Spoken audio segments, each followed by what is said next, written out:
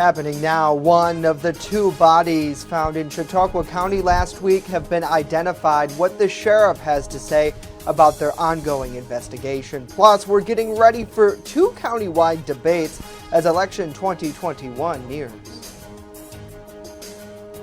Well, if you're looking for fall, you're going to have to look somewhere else. We've still got that warmer air in place, then a few showers for the first half of the weekend. We'll talk about it in detail next as the news at noon starts right now. Live and on demand, this is WNY News Now. This is WNY News Now with live breaking news. The Chautauqua County Sheriff has identified one of the two bodies recovered last week in the town of Portland as a missing woman from Buffalo. Thank you for joining us for WNY News Now. I'm Justin Gould. Chautauqua County Sheriff Jim Quattrone says the body of 50-year-old Marquita Mole was identified after the Mercyhurst Forensic Anthropology Department was able to match her dental records. Last Sunday, a hiker spotted human remains in a wooded area along the Rails to Trail near Woblin Road in the town of Portland. Following an additional search of that spot the next day, investigators located a second set of remains nearby, which now has been identified as Mole. While looking at a Western New York missing and unidentified person Facebook page, there was a flyer on there alerting us that there was a possible missing person from the city of Buffalo. And so we sent that information to Mercyhurst Anthropology Division. We were able to obtain medical records and x-rays of this person, and Mercyhurst was able to compare those. He says Mole was reported missing on July 18th to Buffalo police. She was later seen on June 25th in the area of Broadway and Fillmore Avenues in Buffalo. The sheriff explains there is only one known connection to Chautauqua County and believes someone brought her to the wooded area between the time she went missing in June and when she was found. She had connections to the Angola area, but I did not read that there was any potential suspect from there. And the first body is also female, however believed to be decades older. Sheriff Quattrone was hopeful his department could bring closure to at least one of several decades-old cold cases after identifying the remains. Specifically, he believed the first set could be Patricia Limerhart, who went missing from Westfield in 1976, or Lori Bova, who went missing from Lakewood in 1977, or even Corey Anderson, who was last seen in Jamestown in 2008. Since reviewing that, he says dental records were not those of Bova or Anderson. That body was estimated to be decades that had been in the ground, which could potentially match with the 1976 disappearance of Patricia Limerhart, but it could also be further, and Dr. Dirkbent and his team are continuing to analyze and assess that to hopefully give us a little better determination on that. As for the timeline in identification, the sheriff says it could take the Forensic Anthropology Department weeks or even months to complete a further review. Some of the skeletal remains will also be sent to the State Police Crime Lab in Albany for review. Just before the discovery was made, the sheriff and district attorney launched a special unsolved case division to take a closer look at open cases in Chautauqua County. Meanwhile, there are new developments to report in the investigation into the murder of a Warren County native, which turned Instagram influencer Alexis Sharkley. She'd found online fame after moving to Texas, but was found dead after going missing in that state last November. We learned her husband, Thomas Sharkley, was wanted in her murder, and the U.S. Marshals tried to arrest him in Florida, and that's when he took his own life. Erie News Now's Emily Matson with the latest. Next month will mark a year since the death of 26-year-old Alexis Sharkey, a Youngsville woman known for her Instagram presence. She had moved to Houston, Texas. Her family still lives here in Warren. Her body was found November 28th on the side of a Houston road. She was literally a ray of sunshine. She was like an angel. I mean, she brought life and light. Police revealing Wednesday her husband, Thomas Sharkey, was wanted for her murder. Authorities found out he was staying at a relative's house in Fort Myers, Florida, and as they attempted to serve him an arrest warrant Tuesday night, they say he took his own life. I would like to emphasize that this has been a very tragic series of events for both families, the Robanels and the Sharkeys. They've been through hell, essentially. Sergeant Michael Burrow with the Houston Police Department says they believe Thomas was physically abusive towards Alexis. We established that there was a history of domestic violence between the two of them, and that the relationship was ending, and that there was a pending divorce. There was also clear evidence that Thomas Sharkey had not been truthful about several key issues and statements that he made to police. Authorities say Thomas Sharkey was evasive and left Texas within the first 2 weeks of the investigation. Detectives went to Georgia to try and obtain his DNA sample, and suddenly he no-showed, dropped out of contact. As for what actually happened the night of November 27th, 2020, when police say Alexis was killed. We know that Ms. Sharkey was home throughout the day and at their apartment, and that Thomas came home that evening and around 6:40 p.m. and things began from there.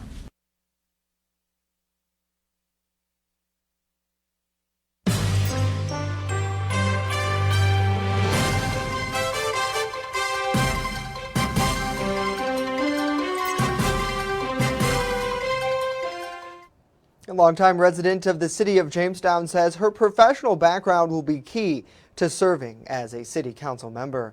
Democrat City Council at Large candidate Ellen DeTanto spoke with us this week to discuss her campaign, issues for the city, and more. DeTanto currently holds several roles in the community, including as the chair of the Jamestown Zoning Board.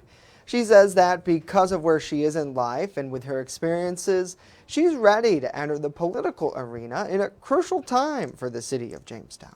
One of the things that I thought was particularly important to me deciding was, number one, we have the opportunities, I think, to move Jamestown in a new direction. If there's been any good news that came out of this pandemic, it's that there's a one-time opportunity for us to get some federal influx of dollars to allow us to look at our city in a very different way. DeTanto says that she spoke to several residents during her campaign expressing concerns about the city and the direction that they've taken in the recent years. The city has been in a downward spiral for a number of years. I don't think that's any secret. As Chautauqua County has been declining in population, so has the city of Jamestown. But one of the biggest issues for our citizens is taxes. And the only way that we can impact that is to improve our tax base. So I've told citizens that I think it's important that as we look at this money, this one-time, very, very important gift from the federal government, that we look at it very strategically. DeTanto and Democrats Alyssa Porter and Christina Cardinelli, along with Republican Randall DeVersa, are seeking a seat, while Republicans Kim Eklund and Jeff Russell are attempting to retain their seat. Well, sticking with election news, 2 debates featuring candidates for Chautauqua County Executive and County Clerk are happening next week. It's co-hosted by WRFA, Media One Group Radio, and WNY News Now. The debates will take place next Thursday at 6 o'clock in the Reggie Linnae Center for the Arts Multimedia Room. The county clerk candidates will take the stage first, with incumbent Republican County Clerk Larry Barmore and Democratic challenger David Sally. The debate, featuring the county executives with incumbent Republican Executive P.J. Wendell and the Democratic challenger Norm Green, will begin shortly thereafter. The studio is closed to the general public, with viewers asked to tune in online. You can stream that at WNYNewsNow.com or on channel 716 on Roku. It will also be later broadcast on WJTN and live on WRFA. The debate will be moderated by WRFA's Julia Cecila Hanley and will involve questions from participating media members, which include Terry Frank with Media One Group Radio and myself. There will also be an opportunity for each of those candidates to ask a question to each other. We thank you for joining us for WNY News Now. Let us know what you think about these stories and more in the comment section down below. And got to say hello to those of you who are watching us on TV now, channel 716 on Roku. If you haven't downloaded this free app yet, I don't know what you're waiting for. It's pretty incredible. Lots of local content on the way there, including our daily newscast live here at noon, and then available on demand to watch whenever you want. Well, speaking of watching, a lot of people keeping in tune to the weather. And if you didn't know what month it was, Dakota, you'd think it could be summer out there. Yeah, I mean, if you didn't know that we were in October, you think we would kind of be in early September, because that's kind of like what it's feeling like out there. But lots of blue sky from the Olean sky cam with a few clouds dotting the sky. Well, more than a few, but you get the idea. 68 with a south wind of 6, and we have a southerly wind component, so that is helping us today because obviously with a southerly wind, you know what that does. That helps to warm us up. Now, this is just the satellite layer, what's called HD satellite, and you can see that really we've just had a few of these low-level clouds kind of moving on in, and that's where the cloud cover is today, low-level clouds, and it's really going to be dry today, so no rain to contend with today, but it will be another mild day. So if you liked yesterday, you will love today. 73 was the high yesterday, started the day at 59, so it was the first time in a few days we had a low temperature in the upper 50s, but that's still well above normal. The average low is 42, 85 and 24 are the record. So through the afternoon, patchy clouds with some sprinkled sun. Some areas may go mostly sunny for at least a period this afternoon. Quite warm and rather September-like, up to 77 across the inland areas, right at the immediate Lake Erie water. You'll likely stay in the upper 60s, but that's still above average, again with that southerly wind.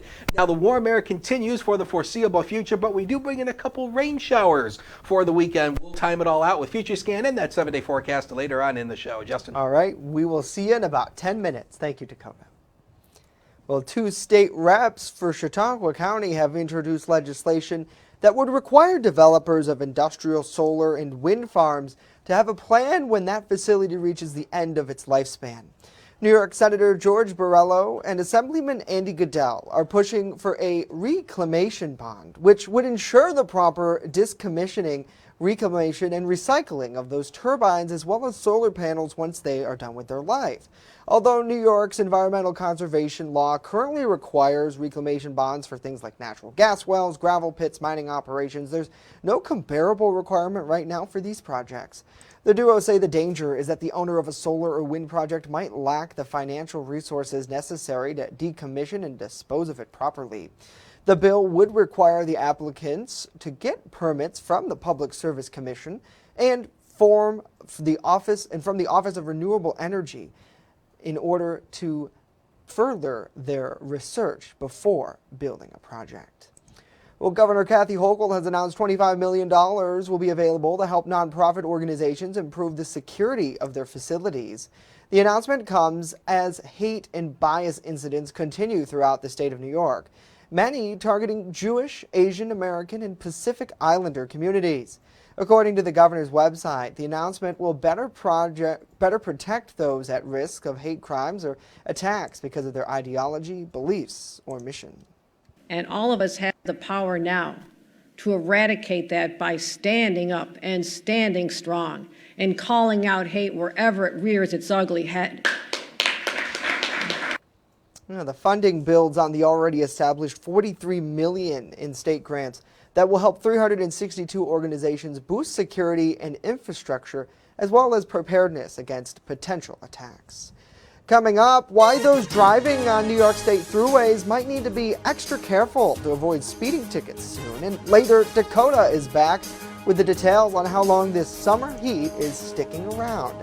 Stay with us as WNY News Now continues.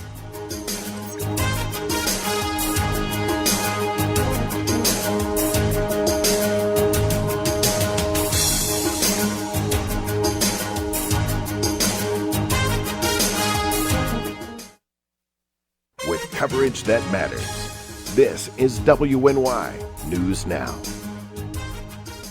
EagleZip.com is your local one-stop shop for all of your home and business computer needs. Located on Fluvan Avenue Extension, just outside of Jamestown, EagleZip.com sells and services all brands of desktops and laptops, as well as servers and network equipment for your business. All new computer sales include transferring your data from your old computer plus a 2-year warranty. Call EagleZip.com today. Stop by EagleZip.com today and let us make computers easy for you. Welcome to Honest John's Pizzeria, where you are the most important customer. Everything from freshly made subs to the best of pizza and wings, Honest John's has it all. And don't forget the ice cream! Order online today or check out our 2 great locations with buffets ready for every appetite. Don't I have the best job in the world?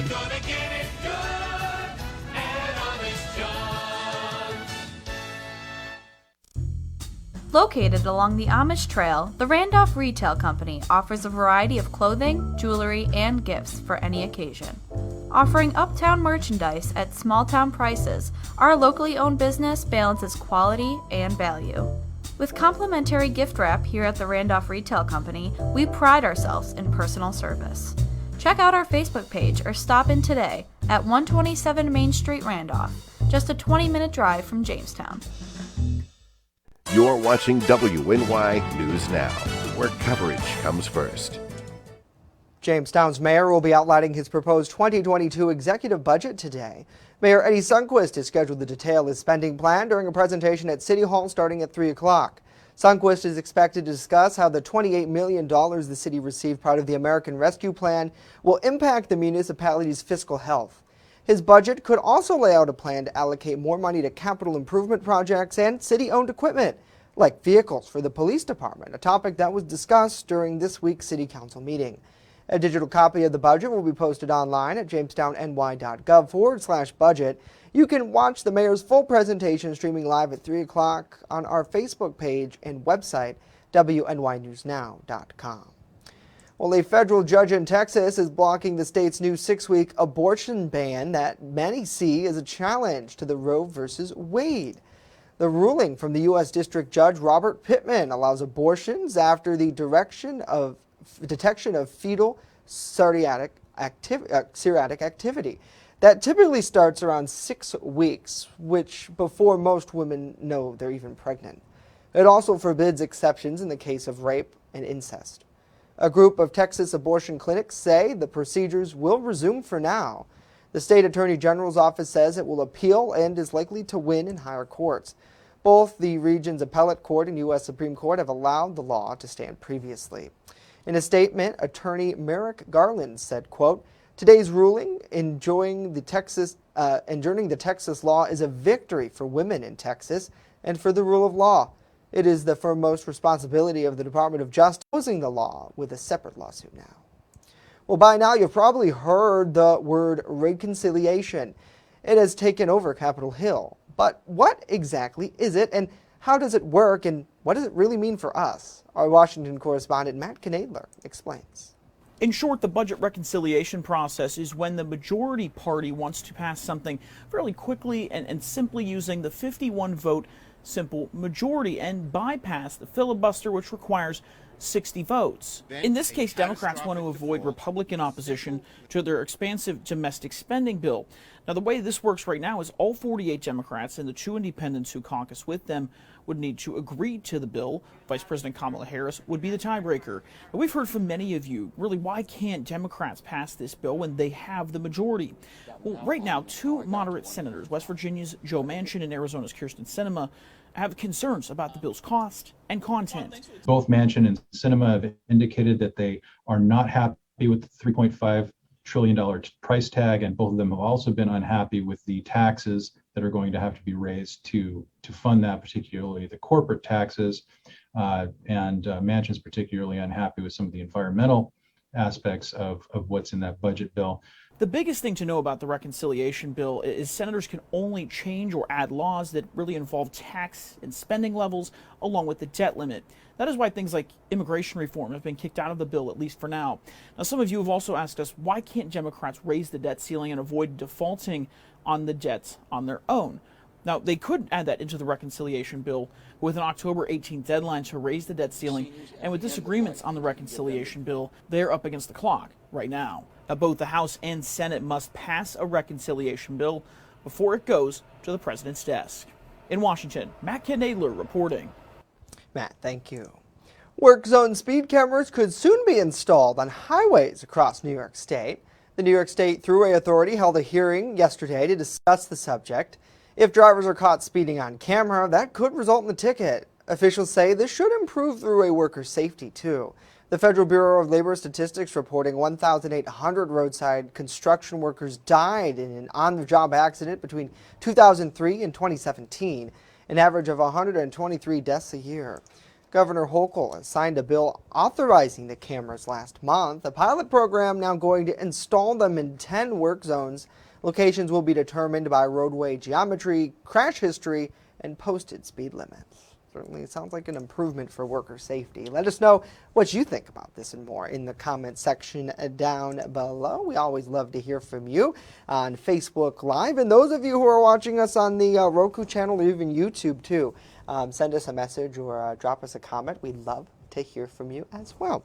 It's great to see Sherry, good to see Justin, Dustin, and Michael as well. Hopefully you're all having a great day out there and enjoying some of this beautiful weather that we've had, because it really has been gorgeous, Dakota.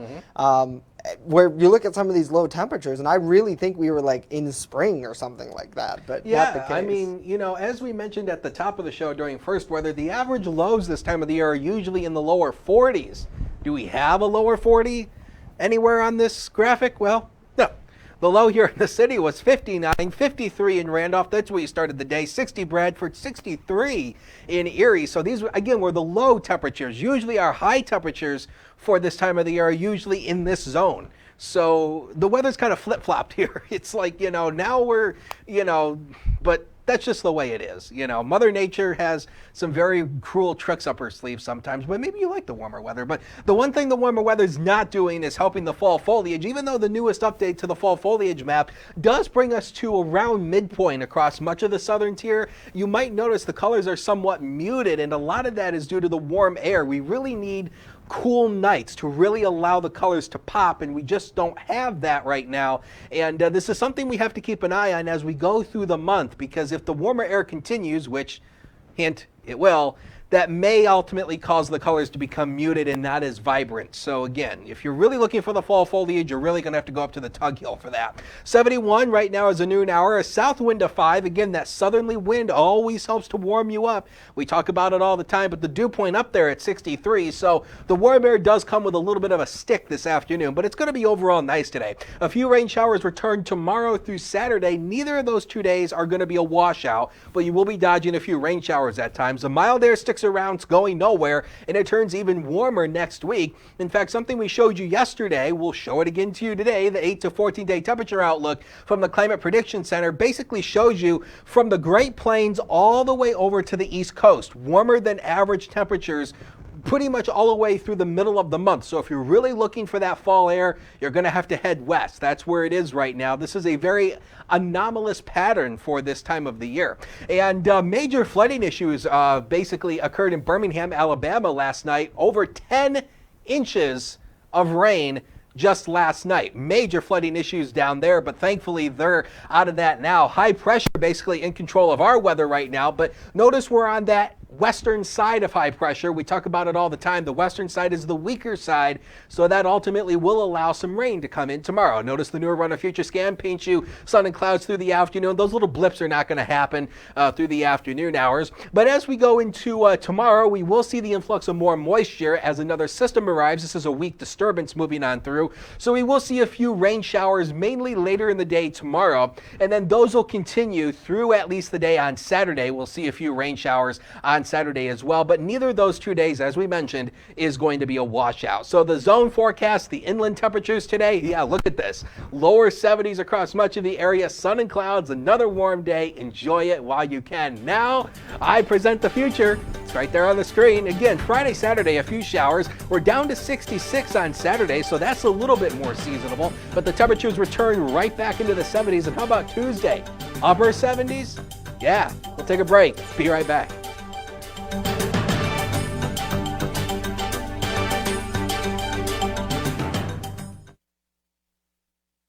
With coverage that matters, this is WNY News Now.